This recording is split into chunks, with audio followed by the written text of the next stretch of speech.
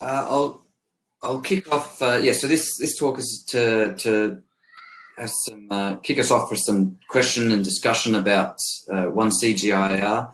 I'll start off by pointing out the intended benefits, and this sounds like I'm trying to sell One CGIAR. I'm really not, because it's not something that really needs to be sold, or that there's really any decision to be made about this. This is something that is happening, but it is also something that I feel that that I personally think that is going to be a really good thing for CGIAR in general, for the farmers we serve, and for breeding, for CG breeding and NAS breeding also.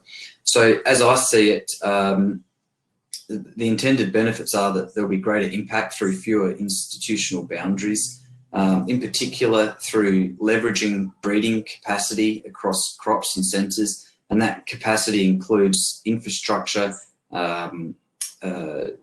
machinery, skills, human resources, and really it can enable us to achieve many of these things that excellence in breeding has been working towards, certainly in these areas that have just been described, in the areas of shared services. We can aggregate demand much more easily and come together as one organisation to approach vendors and retailers. But also we can come together for and utilise capacity in the area of skills, where we've got very good scientists in particular areas, and that can be leveraged better across crops. Where we've got infrastructure, that can be better leveraged across crops and equipment and machinery as well. To have a more consistent and stronger regional presence for CGIAR. If you think of the current situation in places like Africa, we've got, just in breeding, we've got SIP and CIAT and ICRISAT and CIMMIT and ITA and EiB all working in that space. And just, if you can imagine for a moment the strength and of presence that would come from having all of that rolled into just a single organisation. And along with that would come a unified voice, a set of policies and services, partner interfaces and pooled resources, so that anyone working with us, whether it's hearing our voice, whether it's trying to work with us and our policies, that it is much more standardised, and that we become a much easier partner to work with for anyone that is working with us, and as is often acknowledged, that many of these complex outcomes that we're working towards are much better done as in partnerships with other organisations. To have streamlined administration and corporate services, this is something that would really help. I know many of the CG scientists, this is can be a bit of a bugbear for many of us. And stronger NAS-CG relationships and collaborations. Again, similar to the comment just made earlier, many of these NAS organisations, if you can think about Calero or Naro, for example, they've got relationships with multiple independent CG organisations or centres, and to be able to centralise that so that it's should really strengthen that relationship and that collaboration, so they're dealing with one CGIAR going forward. And greater career progression options for staff. There are going to be, rather than having independent units for, pick what you like, pathology or physiology or biometrics within each independent centre, to have a larger group, then that is going to create opportunities for people. They're going to be leadership opportunities, and they're going to be technical hands-on opportunities for the skilled scientific staff that we have. Any particular scientist that is very good at what they do, they're going to have opportunities to apply those skills across a broader range of crops than what they currently have that opportunity to do. So what does One CGIAR mean for Crops 10 Hunger and for excellence in breeding? I think it's really important to point out that both Crops and Hunger and Excellence in Breeding both have a very strong brand, and they're both often cited as leading examples of approaches that are aligned with One CGIAR. And so this move to One CGIAR is the way I see it, is really going to strengthen Crops and Hunger and Excellence in Breeding, and only make it easier to achieve the goals and objectives which we're heading towards, because they are so well aligned with the thinking about how One CGIAR is likely to operate. So One CG is expected to provide a structure and support for our goals, and support to CG NAR's breeding in ways that are just not possible with separate independent centres. And going forward under One CGIAR, the support provided by Excellence in Breeding is still going to be required just as much as ever. And so breeding teams can continue to expect receiving this support. So what does that mean for what does One CGIAR mean for breeding scientists? The very important point I want to make here is that the importance of staying focused on the science and continuing to create genetic gains, and to keep this on track regardless of the higher level changes that are being made. Yes, there are changes that are being discussed right now, and I'm sure there are many questions, and to be honest, I mean, the executive management team have been in place now, I think, for 2 months, and so I'm sure that for them it's a case of drinking from the fire hose, and so these things are still being discussed, and so I don't have all the answers to all the potential questions that are out there, but what I can say is that there are many questions, I'm sure, that really aren't going to impact the day-to-day for a typical CG breeding scientist, and so I really want to make this point clear that to stay focused on the science is really what's important here. There is a fear, I think, that through this transition that and with that comes, I guess, a sense of discomfort as we sort of going through this phase of not knowing exactly how it's going to look once all is said and done. My point is that regardless of exactly what the final structure looks like in the end, breeding is going to remain as important as ever. Breeding is strongly prioritised by the executive management team, by the funders, and by the system board. And so any potential changes to the management structure really does not affect the mission for breeding scientists and teams, or for the mission of CGIAR and what we are setting out to achieve through breeding. So it's going to be really, if anything, it's the biggest change should really be that we end up with a structure that better supports what we're here to do. So talking specifically about that structure, because I know that there's a lot of there seems to be a lot of speculation running around, and so following from that last point, what I can say is that from what I've seen, and I'm pretty sure that this is now being distributed, that it's being proposed to have 3 science groups for research delivery and impact, and it is quite likely that it would be proposed for a global director for each of those 3 areas, and genetic gains or breeding is one of those 3 areas. So so there's no fear that breeding is being is sort of going by the wayside in any way, that it is really there front and centre. And beyond this, there really is still a lot to be worked out, and so it's both premature and not useful to try and speculate as to what the final, I don't think, at least, what that final structure beyond these 3 science groups is going to look like. Right now, the important thing is to focus on continuing to get those genetic gains, continue to work, to focus on the science, and on the modernisation initiative that we are a part of, that I explained yesterday. So, pardon me. Another important question that is likely to come up is around funding.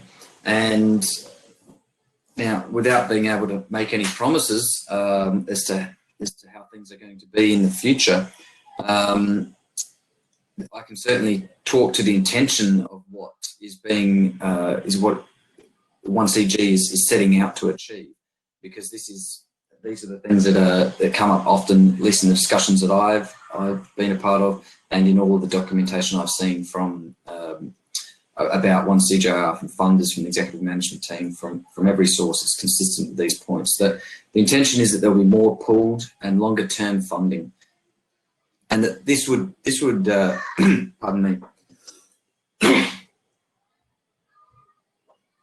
this would lead to less dependence on short-term project-based funding, and with more pooled funding, that this would mean that there is fewer proposals, reports, and administrative burden on CG breeding scientists, and so they can have a greater focus on delivering germplasm to farmers.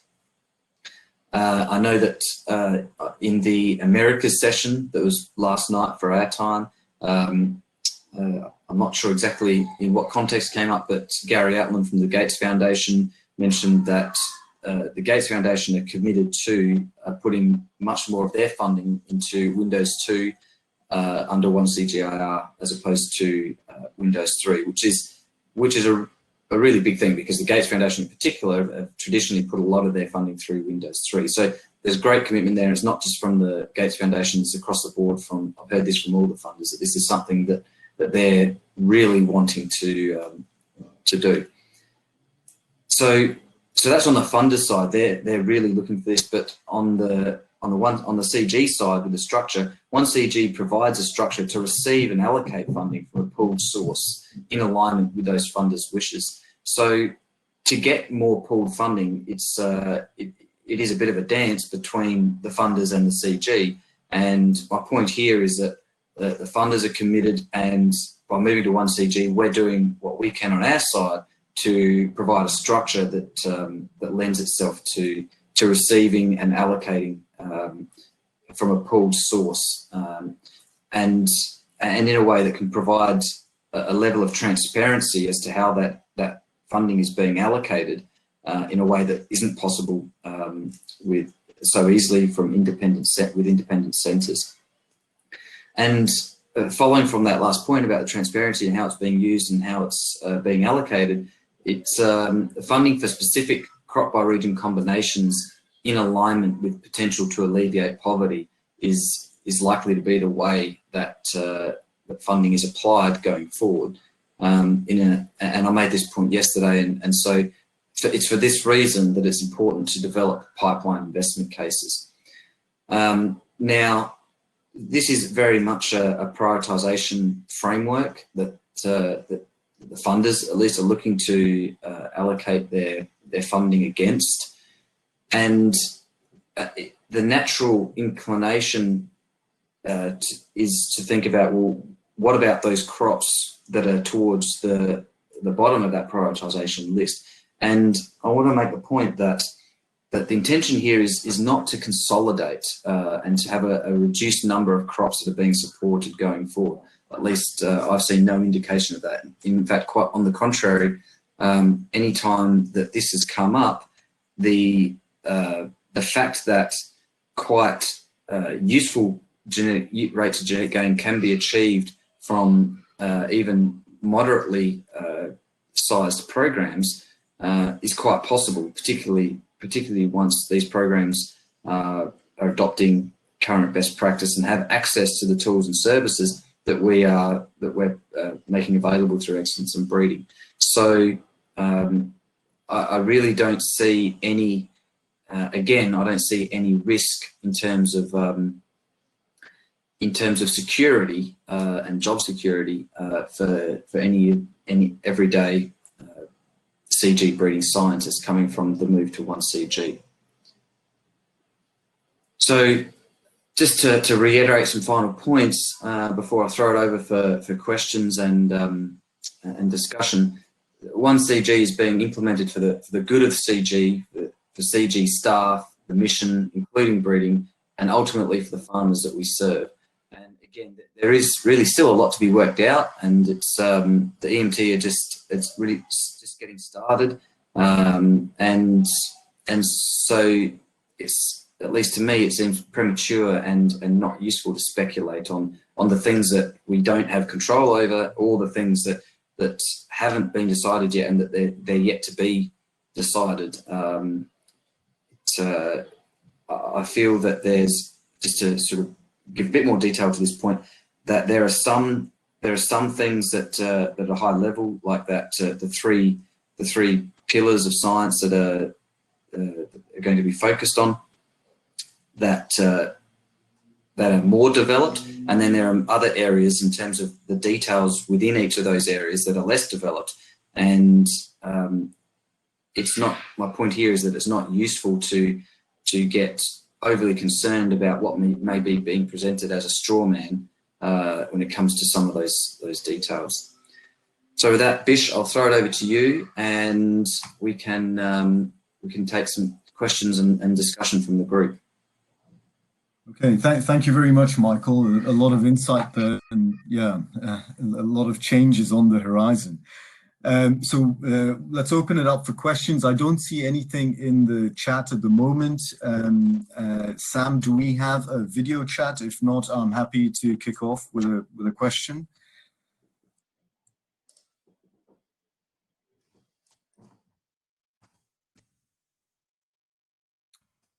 Okay, let me kick off with a question as we wait for questions to come up on the chat.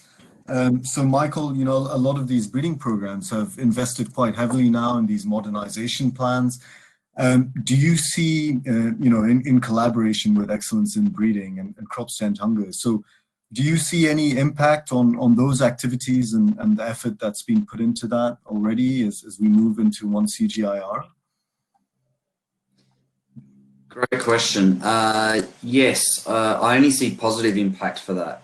Really, the move to One CGIAR, I mean, there are many things which are being presented here in this virtual meeting, centralised operations, shared services, these sorts of things.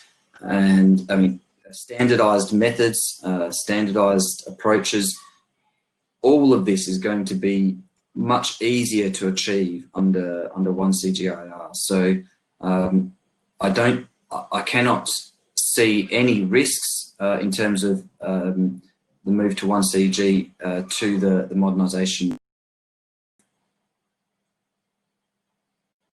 Okay, thanks, Michael. That's quite reassuring. So going through the chat, it's still a little bit quiet. I think everyone seems a little bit perhaps overwhelmed with some of that information, and maybe apprehensive of some of the change that is coming. Michael, you outlined those three major components that One CGIAR will reorientate in, and it was really great to see genetic gains up there. So, I mean, do you potentially see more investment being devoted to breeding in the future under One CGIAR? I mean, at the moment we have so many areas. We have economics, agronomy, breeding, and other things. So is this potentially a good thing for breeding programs? Another great question. I really can't, without a crystal ball, I can't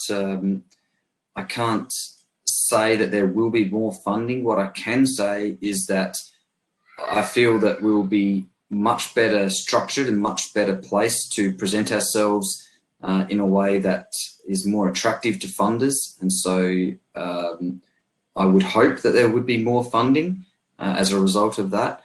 I can also say that that I know that Bill Gates himself has said that the structure of CG needs to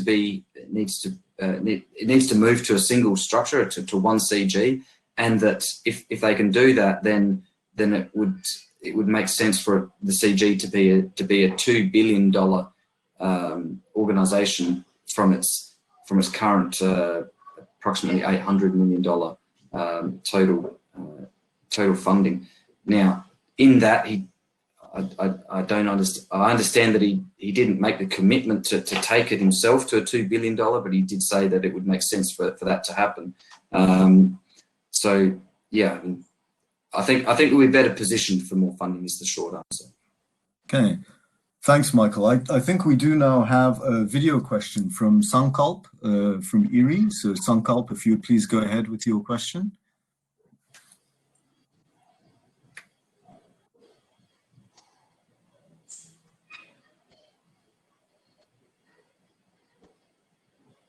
Can't hear you.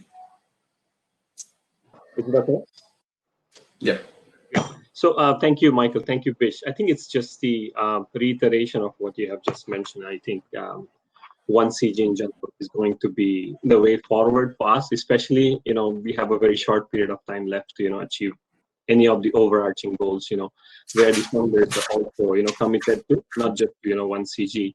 And also, I think that's the only way we can probably make center funds, to go to the ultimate purpose of, working with NARS and bringing the impact. So I think there's no doubt about that. But I think I think just being new in the CG, I think what we can work with, I think, to just bring the people faster, to that information and something. I just feel like, coming from the industry, I feel the communications could be, even the change management process just doesn't happen on the paper. It also happens in the minds of the people.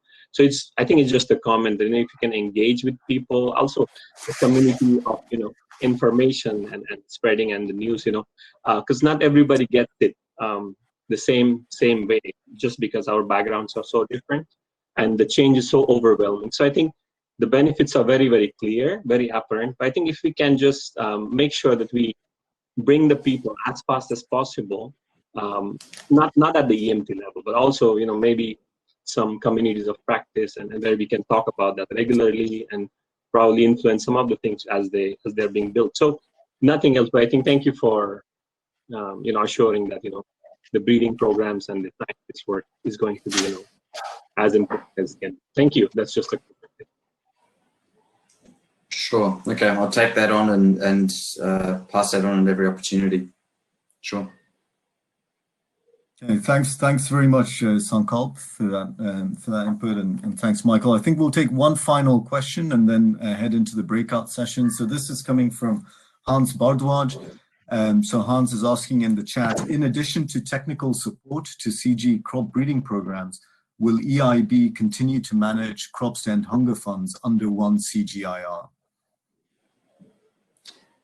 Great question, Hans. I can't really answer. I think that really depends on where excellence in breeding fits within the new structure. I'm not too worried about exactly where we fit because I can see that there's going to be a very strong need for the role that we play. Whether we continue looking exactly the way we do at the moment or whether we sort of get a little bit restructured through that process,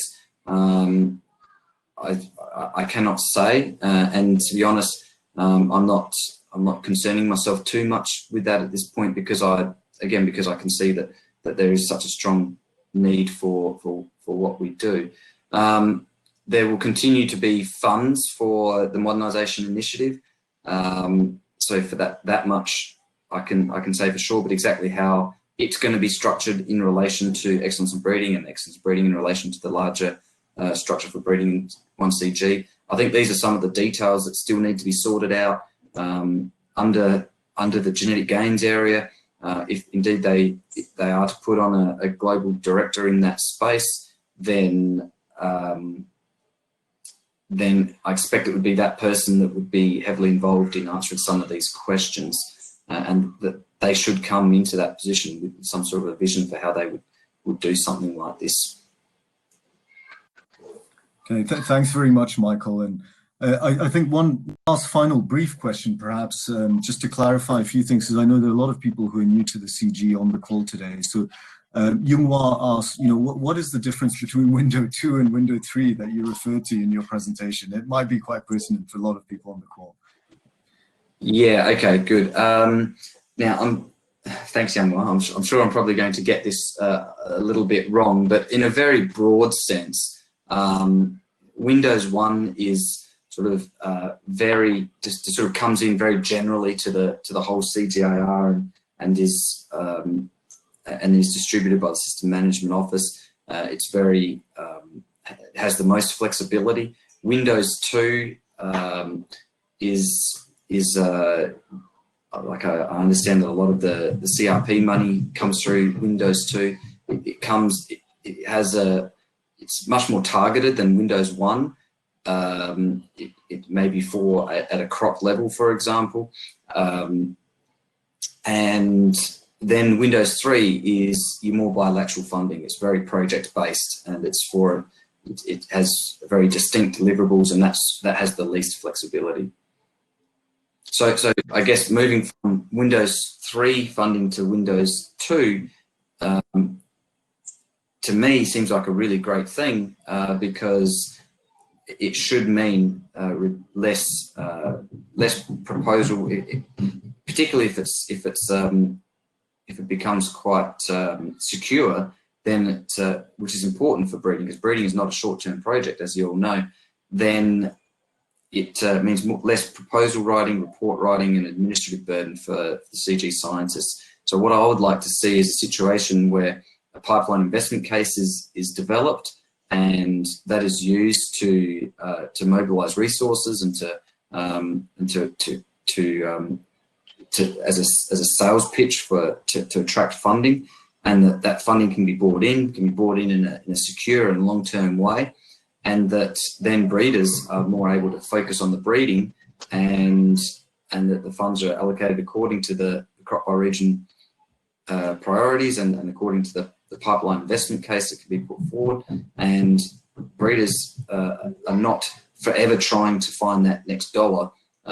There'll always be a component of that, I'm sure. And in Windows 3, I do not mean to understate the value of bilateral funding. Currently, it's around 80% of the CG funding. So I'm not saying it's not important. What I am saying is if we can secure that in a way that is less burdensome on the breeders and scientists, then that's what we should be aiming for.